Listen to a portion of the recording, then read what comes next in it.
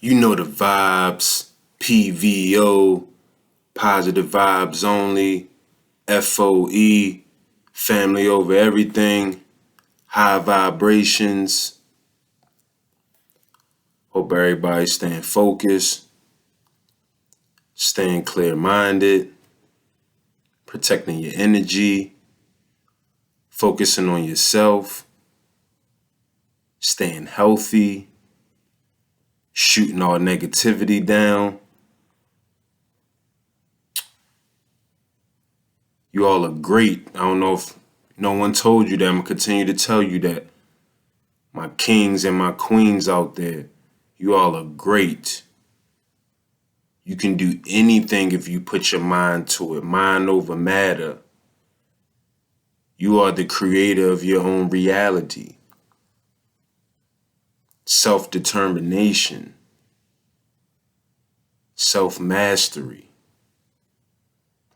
Today I want to talk to y'all about an interesting article I came across. Last time we left off with what we known to be the father of Negro Week that went on to be Black History Month, or with Carter G. Woodson. I told you all that I was going to be uploading videos with different Black influencers, revolutionaries, Black scientists, and Black inventors. I don't know if you all are familiar with Fred Hampton, but today that's who we'll be talking about. Chairman Fred Hampton. Fred Hampton, born on August 30th, 1948, and his departure was December 4th, 1969. Fred Hampton was an activist for the NAACP and the Black Panther Party. At the age of 21, Hampton was fatally shot alongside a fellow activist during a law enforcement raid. Activists in the broader Black community considered the deaths of these men unjust, and their families ultimately received a settlement stemming from a civil lawsuit. Today, Hampton is widely remembered as a martyr for the cause of Black liberation.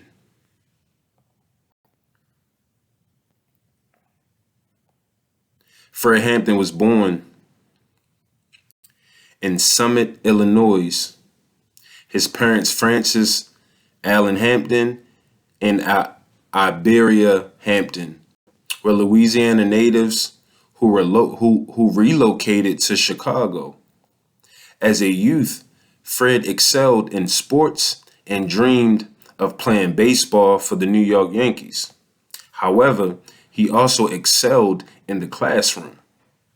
Hampton ultimately attended Triton College, where he studied pre-law in hopes of helping people of color fight back against police brutality. As a teen, Hampton became involved in the civil rights by leading a local NAACP youth council. He helped to grow that council's membership to more than 500 members. Hampton had success with the NAACP, but the radicalism of the Black Panther Party resonated with him even more.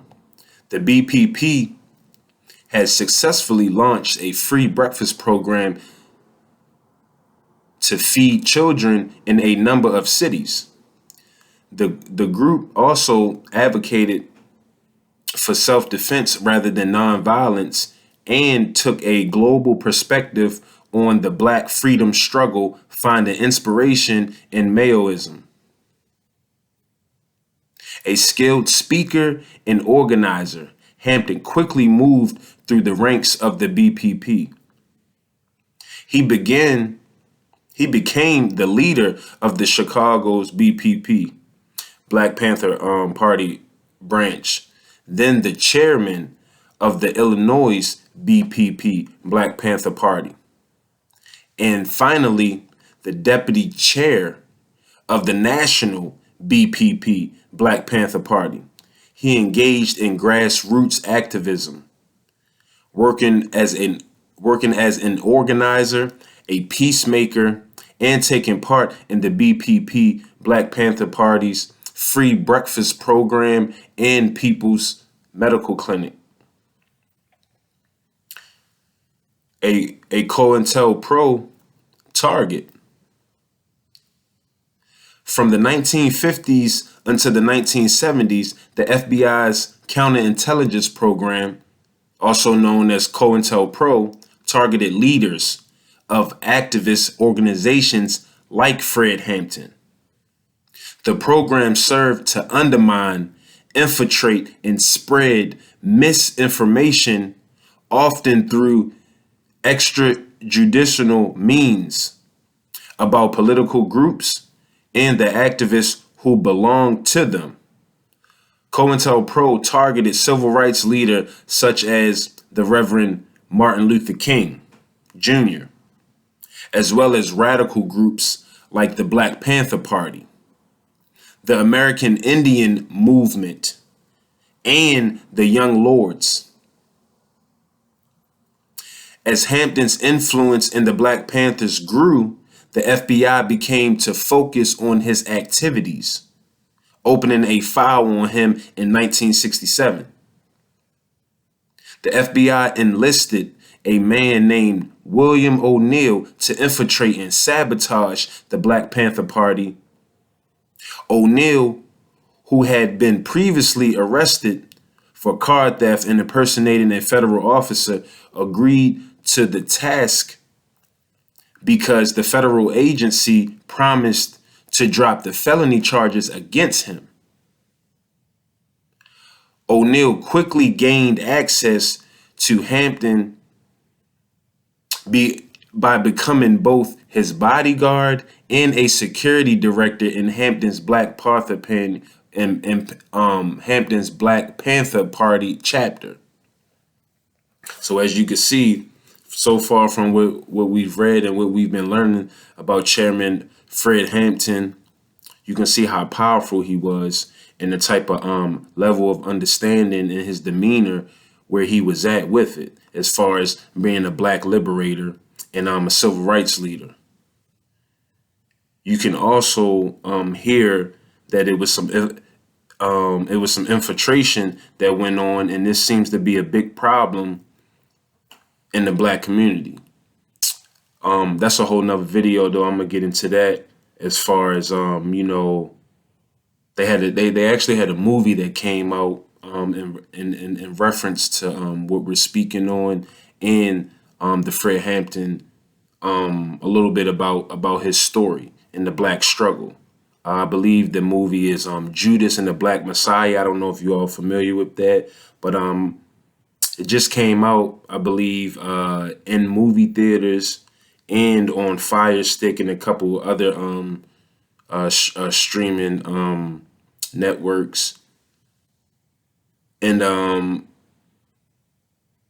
I definitely recommend you all go watch that. I'm gonna do a review and my thoughts on that as well. I just wanted to slide that in there. I felt like it was it goes with what we're talking about. As a Black Panther Party leader, Hampton persuaded Chicago's black and Puerto Rican street gangs to call a truce.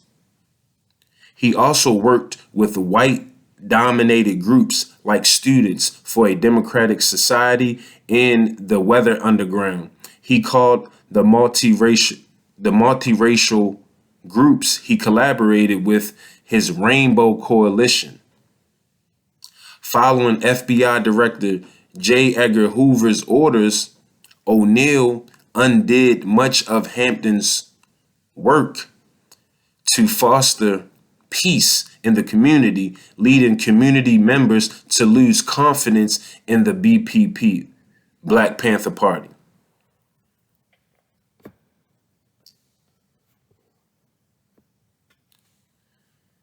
Sowing discord in the community wasn't the only way O'Neal attempted to undermine Hampton. He also played a direct role in his killing. On December 3rd, 1969, O'Neal secretly drugged Hampton by putting a sleeping pill into his drink. Shortly afterward, law enforcement agents initiated an early morning raid on Hampton's apartment. Despite not having a warrant for weapon charges, they entered the apartment with guns firing. They mortally wounded Mark Clark, who was guarding Hampton. Hampton and his fiancée, Deborah Johnson, also called Aku Najira. Excuse me if I messed the pronunciation up on that name. Were asleep in their bedroom. They had been wounded but survived the gunfire. When an officer realized that Hampton hadn't been killed, he proceeded to shoot the activist twice in the head. Johnson, who was expecting a child with Hampton, was not killed. So that was his fiancée. She wasn't killed.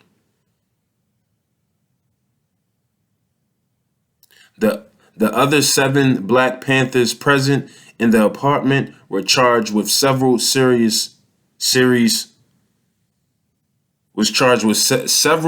crimes, including attempted murder, armed violence, and multiple weapon charges. However, when a Department of Justice investigation revealed the Chicago police had fired up to 99 shots,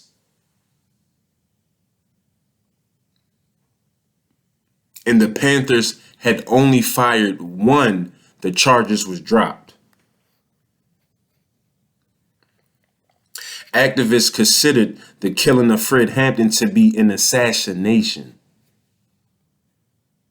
So members within the Black Panther Party and other activists felt like this killing was an assassination.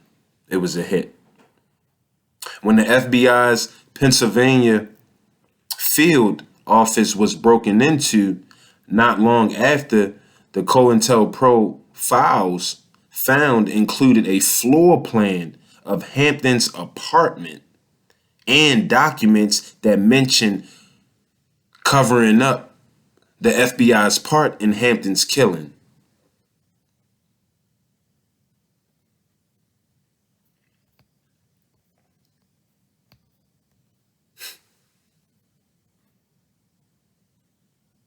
The family members of Fred Hampton and Mark Clark sued the Chicago police, Cook County, and the FBI for $47.7 million in 1970 for wrongfully killing the men.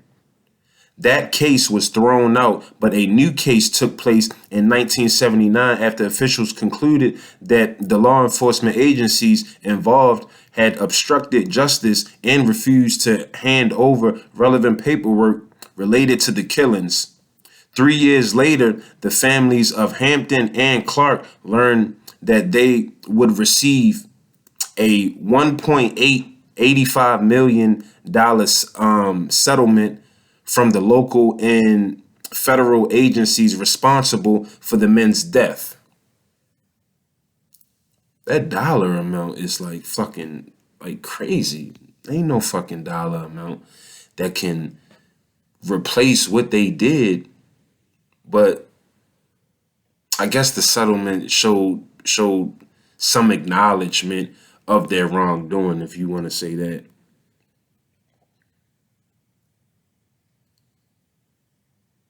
Although that sum was far less than what they sought, the settlement was an acknowledgement to a degree of wrongdoing. Had the Chicago police not killed Fred Hampton, he would have been named the chief of staff of the Black Panthers Party Central Committee, making him a key spokesman for the group.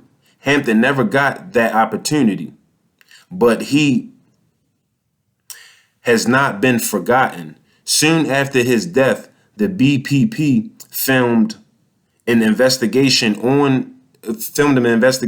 his apartment, which police did not close off. The footage captured is seen in the 1971 document, The Murder of Fred Hampton. An estimated 5,000 mourners turned up to Hampton's funeral, during which the activist was remembered by civil rights leaders such as Reverend Jesse Jackson and Ralph Abernathy. Although activists Roy Wilkins and Ramsey Clark characterized Hampton's killing as unjustified, none of the officers or officials involved in the raid were convicted of wrongdoing. This whole narrative of, just some type of law enforcement, killing our leaders or just killing people, my copper colored people, seems to have been going on for decades, and it's barely ever a conviction at all. Like they always get off, it seems, how never convicted of their wrongdoing. A number of writers, rappers, and musicians have referred to Fred Hampton in their writings or lyrics. The group Rage Against the Machine famously mentions the activist in its 1996 hit Down Rodeo, in which frontman Zach De La Rocca declares they ain't gonna send us camping like they did my man Fred Hampton. In the city of Chicago, December 4th is Fred Hampton Day.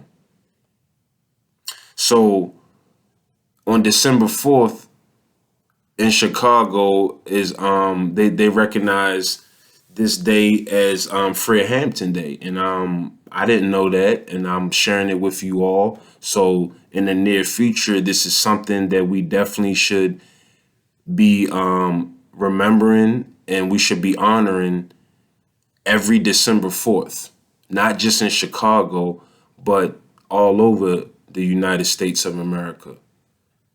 Just like the Martin Luther King Day and all these other days, and Noble Drew Ali Day, these other days that we acknowledge.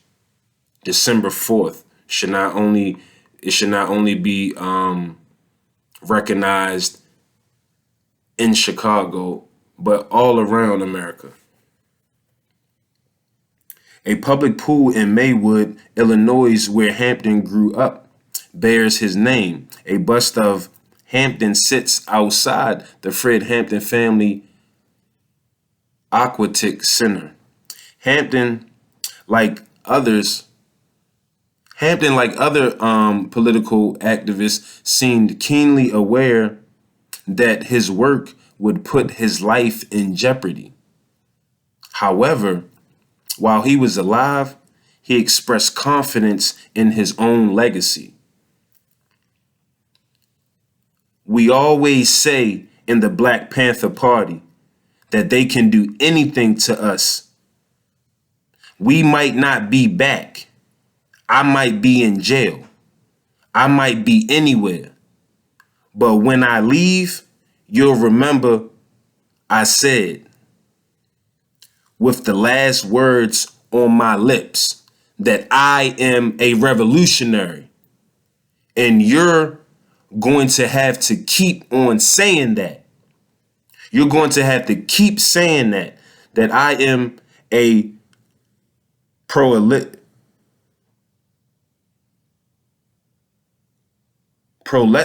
I am a proletariat. I am the people. I might have messed the pronunciation up on that, but those were some direct, like a notable quote from Chairman Fred Hampton. That was a brief article, just giving you a little history, a little backbone on exactly who Fred Hampton was.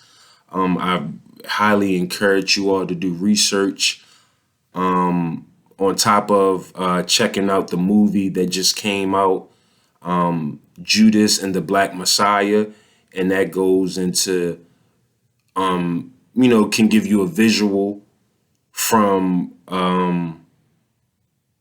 give you a visual of what went on and what Fred Hampton was about, and a little bit about his life. I actually just watched it, like I told you all early in the video, and I thought it was a pretty good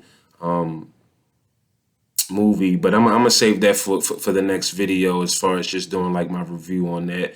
But I highly encourage the youth, as well as everyone else, to do your research on Fred Hampton if you aren't familiar with him. Powerful Black liberator, powerful civil rights leader, Chairman Fred Hampton. For him to be at the age that he was at, 20, doing all these things, standing up for what he believed in, opening up these different programs, trying to open up medical clinics, and offering free breakfast programs in different cities. That's just the type of